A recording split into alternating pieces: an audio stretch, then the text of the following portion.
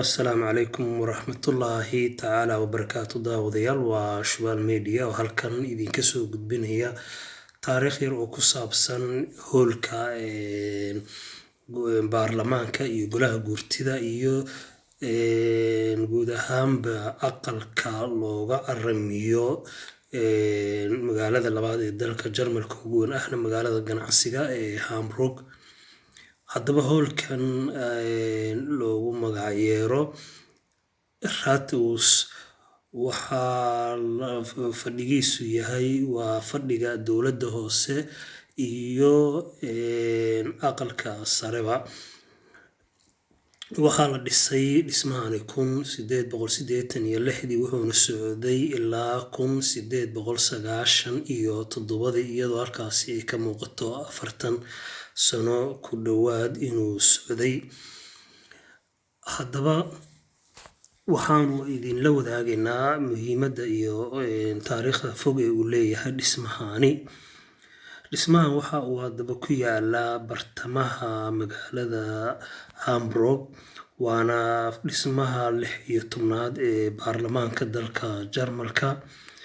waxa uu ku taalaa xaafadda Alstadid bartamaheeda, waxaana ku taalaa barxadda loogu magacayeero Rathausmarkt iyo agagaarka harada weyn ee Binnenalster iyo xarunta dhexe. waxaa la dhisay sidaan idiin sheegay 1886 ilaa 1897. xarunta dowladda hoose weli waxa ay ku taalaa shaqooyinkeedii dowladda ee asalka ahaa xafiiska duqa koowaad ee Hamburg iyo qolalka shirarka ee baarlamaanka iyo golaha guurtida iyo waaxda fulinta.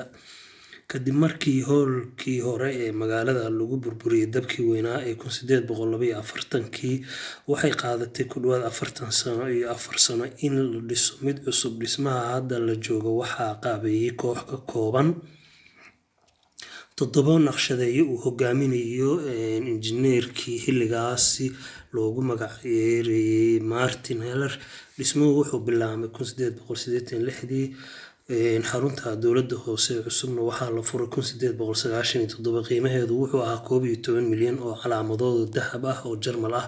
micnuhu waxa weeyaan xilligaasi lacag kaasha ma ay jirin oo sida waqtigu maanta yahay waxaa dadku wax ku kala gadan jireen ama lagu qiimeyn jiray dahabka. haddaba waxay u dhigantaa lacagtaas 80 milyan oo euro oo maanta ay joogta.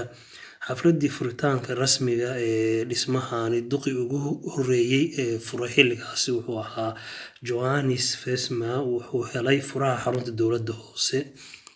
muddadii dagaalku socday kadib madax kala duwan ayaa soo booqday Hamburg iyo hoolka magaalada oo ay ka mid ahaayeen Imperial Haile Selassie iyo boqoradda labaad Queen Elizabeth haddeer nool oo iyadu soo booqatay 1965.